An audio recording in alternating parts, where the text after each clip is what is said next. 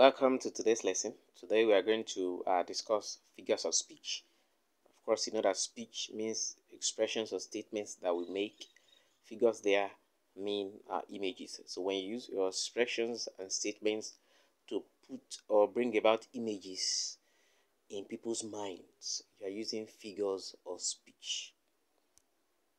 The first set, we have simile and metaphor. A simile is a comparison of two things using words like or as. For example, you have as sweet as pie, colorful like crayons.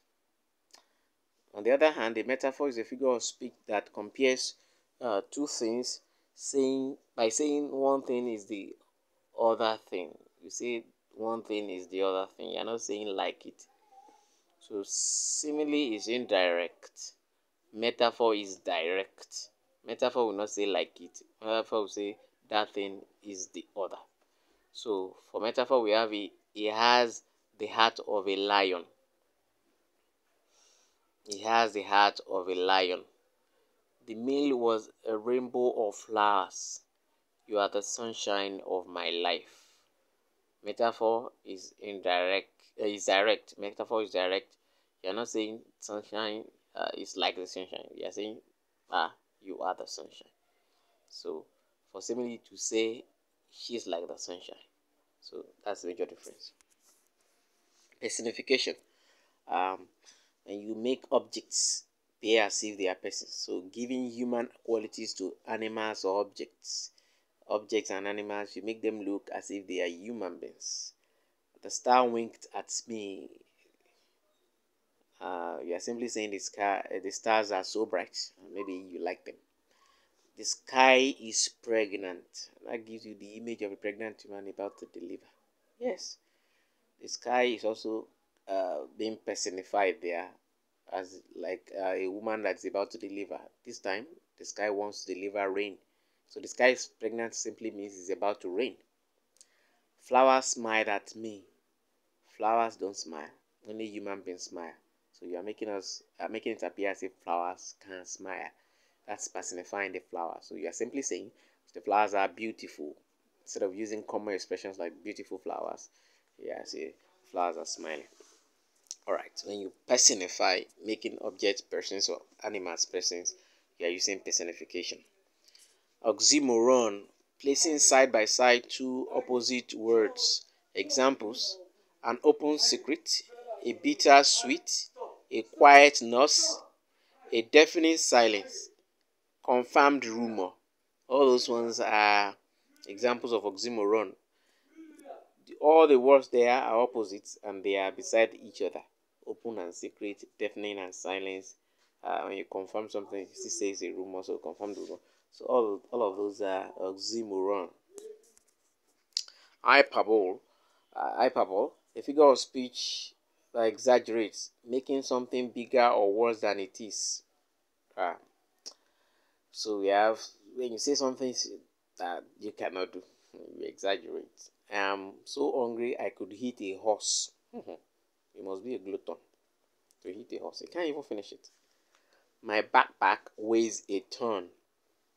A ton. If you carry that up, your back will break. I could sleep for a year. Even Jonah didn't. I've told you a million times when you are not a parrot. You can't talk for a million times, of course. Those shoes are killing me. Shoes cannot kill, they can only pain. So hyperbole, when you make things appear as if they are more than what they are, you are exaggerating. Some people say they call hyperbole overstatement. Overstatement. Paradox. Paradox. A meaningful statement that appears self-contradictory. See, a statement that is meaningful but appears as if the statement is saying the opposite of itself or saying something against itself, against what it has stated earlier, say something against it. So yeah, it's more like paradox. In the image there, we have we are not sure whether the arrow is going forward or backwards, confused, contradictory. So we have examples like the child is the father of the man. Wow, expect the father to be the man to be the father of the child, but this time child is the father. It's very, very meaningful. That will have a lot of meaning, like maybe child later grow old and become the father and take care of the father that gave birth to him, as if the father is a baby. Of course, the father is old, can no longer do things. So this is the beginning of the end. The beginning of the end. A rich country of poor people. Of course, in our world today, we have a lot of rich countries, but the people are poor. A paradox. Using a part of something to represent the whole. This time we call that one Synecdoche. Synecdoche. Using a part of something to represent a whole, or some people will say using a whole to represent a part, or both of them. Part for whole, whole for part. Either which way is Synecdoche. The image there of a giraffe. Of course, the most obvious or the most noticeable thing about a giraffe is the neck. And the first thing you are going to see on a giraffe is that long neck, long neck. Right. So, of course, you can use that neck to represent the giraffe. I'm going to the zoo to see the neck animal. So that neck there is representing giraffe. It's a neck, the key. And you use part of it, something to represent the whole thing. All hands are on deck. Hands there represent people that are working on a particular thing. All eyes on me. People also. Eyes, yeah, you are using their eyes to represent all of them, maybe looking at you. Fingers are not equal. Of course, fingers they represent humans. Of course, don't go near the claws. Okay, the claws there will represent any animal in the cat or dog family. So using part of a thing to represent the whole thing, you are using the neck to key, neck of the giraffe to represent the giraffe neck to key. Metonymy. Using something close to a thing to stand for the thing, you are using metonymy. This time, unlike synecdoche, metonymy is the opposite of synecdoche. Unlike synecdoche, metonymy is using something close to it, not any part of that thing, just something that person uses a lot or that is found around that person always to represent that person or thing. Then that is metonymy. Metonymy. All right. We have examples in the chat there. We have the White House declared that we are at war with Mars. White House there represent the president of US. After leading the rebellion, he seized the throne. The throne there is the metonymy for absolute power or power to rule, or simply you can say is the replacement for the king himself. So another example, take the matter to the bench. The bench there represent lawyers. Lawyers. Bench, that's what they sit. They sit in the bench. On the bench usually in the court. The crown wants to see you. The crown wants to see you. Of course, you know what the crown represents there. The king. So instead of saying things the way other people will see it, or generally the way people will describe it, you want to beautify your expressions. So that's why we use figures of speech. The crown wants to see you. Everybody knows that you're talking about the king. The last one, we have irony.